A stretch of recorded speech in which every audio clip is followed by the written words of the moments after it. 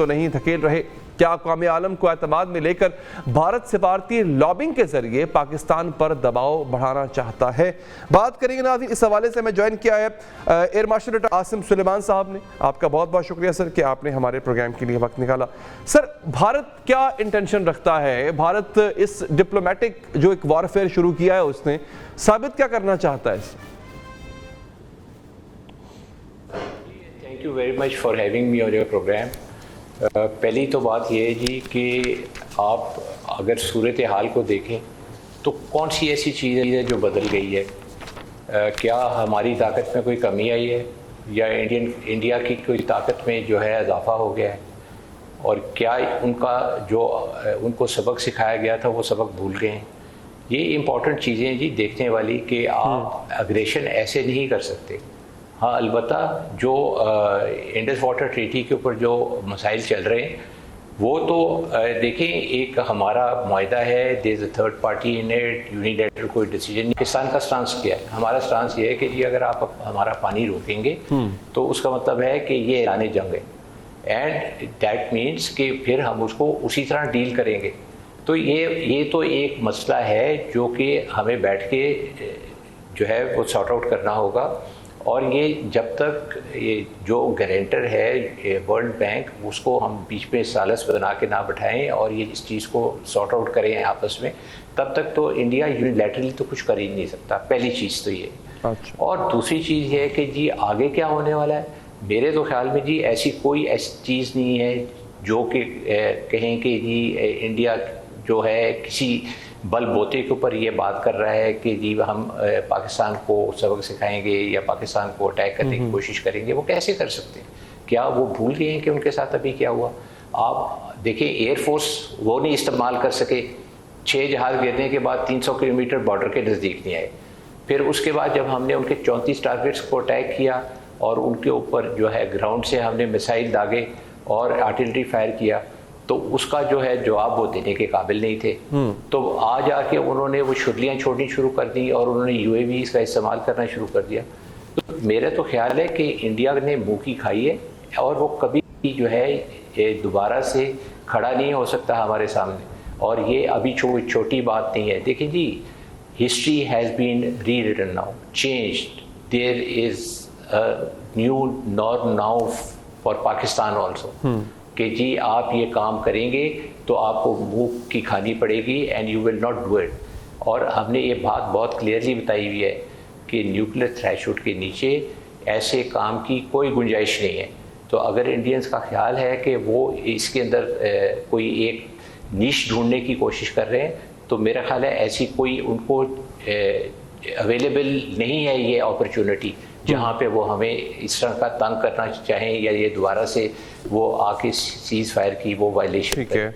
या ये तो जो मर्जी वो कहते रहे, वो कह देंगे 30th तक है ये, तो फिर हम उसका क्या करेंगे?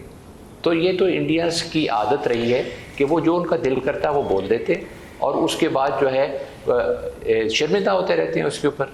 आप देखिए ना, मोदी साहब कहते थे हमने बात नहीं करनी, आज बात करने को तैयार है। कहते थे कि जी हमसे तो कोई बात करे ही ना, हम तो सिर्फ जंग की तैयारी कर रहे हैं, तो उसकी भी वो कुछ नहीं कर सकते। क्या किया उन्होंने? लोगों को कहते रहे कि जी आप हमसे बात ना करें और फिर अमेरिका के पीछे भागते रहे कि जी आप सीज फायर करवा दें। तो मेरा नहीं ख्याल जी India Today has that strength. India जो है वो अपनी साख जो है गुआ बैठा है। 10 के बाद जो कुछ हुआ इंडिया के साथ, India is nowhere it used to be before. अभी एक ये नया इंडिया है, ये वीक इंडिया है। ये जो है वो इंडिया है जिसको अपनी साख जो है अभी ढूंढनी पड़ेगी कि मैं कहाँ पे हूँ। जो एरिया का बदमाश बनने की कोशिश करता था उनकी सारी बदमाशी निकल गई।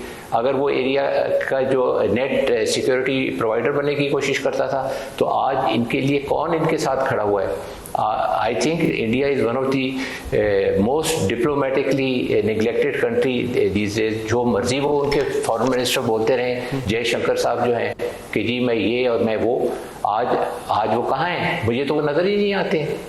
अगर वो कहीं आज आके अपनी कोई स्टेटमेंट दें तो फिर पता चले ना कि वो कहाँ पे खड़े हैं। इंटरनेशनली आई थिंक आजकल इंडिया जो है वो आइसोलेट हुआ है।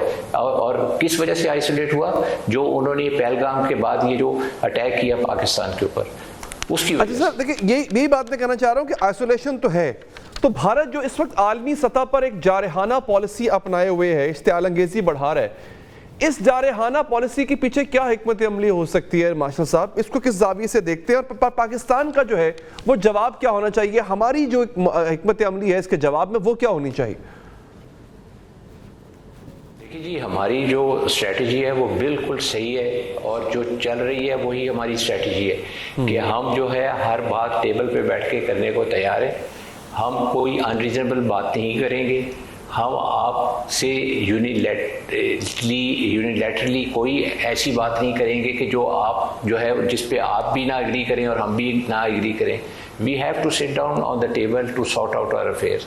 लेकिन एक चीज़ याद रखें, वे फॉरवर्ड इज़ कि सबसे पहले जो चीज़ है वो कश्मीर है।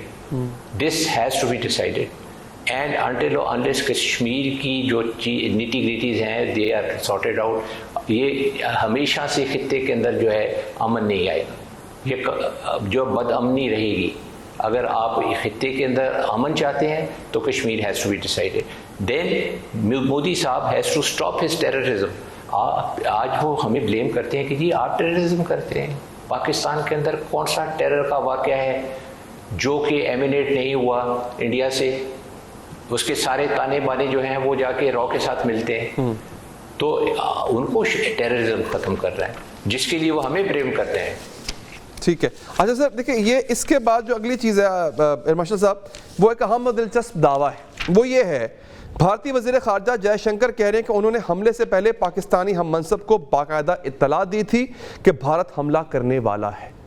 एयर मार्शल साहब, ये बात कहाँ तक दुरुस्त है? क्या वाकई पाकिस्तान को कोई ऐसी इत्तला दी गई थी? क्योंकि खुद भारत में भी इस बयान पर तनकीद हो रही है, क्योंकि ऐसा था तो बताया क्यों नहीं? जी मुझे तो मालूम नहीं है इसका, लेकिन यह है कि जयशंकर साहब की बात पे आप यकीन करना चाह रहे हैं। जयशंकर साहब तो अब सुबह कुछ और बात करते हैं, शाम को कुछ और बात करते हैं, और फिर उनकी तो एरोगेंसी नहीं ख़त्म होती। पता नहीं उन्होंने ये कहाँ से ये स्टेटमेंट दे दी।